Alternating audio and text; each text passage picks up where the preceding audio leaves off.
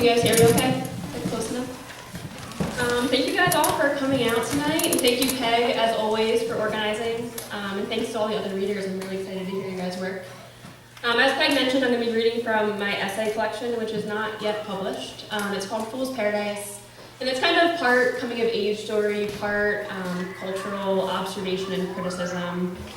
And originally I was going to just read the first two essays from the collection, but I decided that made way too much sense, and I really wanted to do justice to this theme of solidarity. And so I was thinking about what that meant, and the Bay Area is really a part of this book, both directly and indirectly, and so I decided to pick a couple pieces that have Bay Area ties. This community is amazing. I think this event is really a testament to that. Anyone that's at the Bay Area Book Festival last weekend knows how great it is. One of my pieces, as Peg mentioned, was in the East Bay Review, another great local publication. So I picked a few pieces that have, like I said, some Bay Area ties.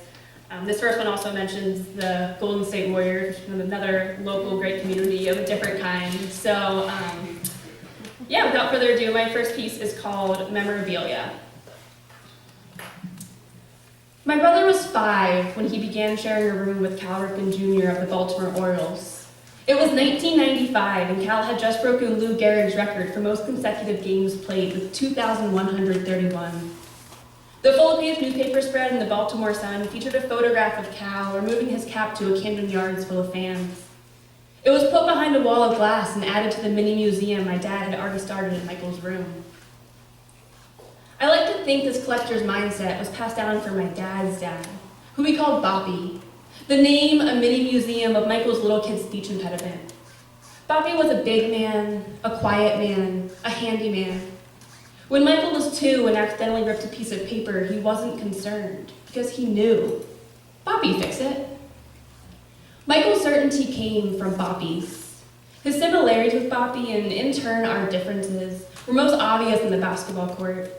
I was all travels and too much thinking, too many cuss words and technical fouls, tears after a loss or bad game. My brother was quiet and composed and boasted the smoothest three-point stroke in town. It was 2008 when he broke Middletown High School's three-point scoring record. My family still has the enlarged Wall of Fame headshot that came as a result. It was 2009 when Boppy got sick. When the Maryland Terrapins won the NCAA Men's Basketball Championship in 2002, my dad insisted we each preserve a copy of the Sports Illustrated cover featuring the tournament's most outstanding player, Juan Dixon. It was 2009 when Juan went away to college with me. I removed the frame from the wall in my bedroom at my parents' house and transferred it to a dorm room about 4 hours away for the first year of the final stage of my basketball career. It was 2009 when Boppy got sick. It was 2010 when Juan and I transferred to a school closer to home. It was 2014 when we learned Boppy couldn't fix his sickness. Quiet, composed. At the memorial service a few weeks after it happens, Boppy's grandchildren take the mic to read a poem I wrote about his quiet confidence, and Michael chokes up on stage. A few weeks later, I decided to leave Juan in my parents' basement and move to California. My mom wasn't emotional when she told me any of the bad news about Boppy, the cancer spreading, the treatment stopping. But she cries and I tell her I've made up my mind about San Francisco. It was 2014 when we learned Boppy couldn't fix his sickness. It was 2014 and my brother had gotten married and bought his own house in Maryland not far from my parents. It was 2014 and I was still all travels and cuss words and tears. It was 2014 and the entire 1992 Redskins team was still hanging out in Boppy's basement without him. It was 2014 and I arrived in California to find Steph Curry waiting on my doorstep. My dad had packed my sports loyalties inside a cardboard box and mailed them to my new apartment. I never embraced my family's sad Redskins fanhood, so I don't feel bad saying I'm a Niners supporter. And I was never a Wizards fan, so picking up the Warriors is an obvious choice. I still support the Orioles and the Washington Capitals. And while Juan Dixon is still in my parents' basement, it's not symbolic. The Terps are non-negotiable. It was 2014 when we learned Boppy couldn't fix his sickness. It's 2015 when the Golden State Warriors win the NBA championship. The Curry jersey my dad sent has become my favorite piece of apparel. My friend Suzanne, the closest thing I have to West Coast family, has bought me a Dubs BB, topped with a blue and yellow ball to go with it. A few weeks after it happened, I passed Steph Curry in a bookstore. He is celebrating on the cover of the commemorative Sports Illustrated issue. I make eye contact, make the purchase, store it between other magazines on my bookshelf.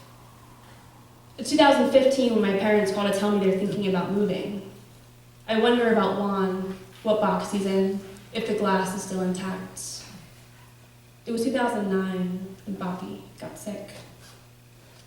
Quiet, composed. It was 2012 when Michael's college basketball team won the conference championship. The whole family was there, but my dad preserved the moment anyway, freezing the unexpected celebratory yell that came from my brother as his team cut down the nets. None of my teams won anything. Freshman year was probably the best shot. The years after I transferred were shrug-worthy at best. The final game of my career, my team and I were all travels and turnovers and cuss words. But the whole family was there. My dad pulled out his phone, snapped a picture, sent it to me. In the picture, I'm still smiling. My jersey is untucked, Boppy on one side of me, my grandmother on the other. It sits in a stack of photographs on my bookshelf in San Francisco, not far from Steph Curry. Still, I haven't decided if it's ready for a frame. I have one other really short piece for you guys. The title of it actually came from somebody else who's read here. His name is Joshua Moore. He's the author of All This Life. I was here when he read here, and I also saw him read at Green Apple Books in the Sunset, which I love. And when I went to that reading, I had him sign my book, and I told him that I was a writer. And he was like, "Oh, what do you write?" And I was like, "Oh, I'm working on this essay collection." And he said, "Oh, great, like keep writing, but fiction writers have more fun." And I really liked that, and it made me laugh, and so that is the title of this next piece. And he's probably right, this piece is about me riding the bus, so. Fiction writers have more fun. People say I should just write fiction. Sometimes I want to say, maybe I do. Other times I want to say, listen, look around. Isn't this all too good to ignore? December 31st, 2015. I'm downtown for a meeting, heading home. At my bus stop, a woman is telling her 2 young children to get their shit together because the bus is about to arrive. When we board, they sit diagonally from me. The little girl is a bit older and has a cheetah print backpack. She and her brother won't stop fighting.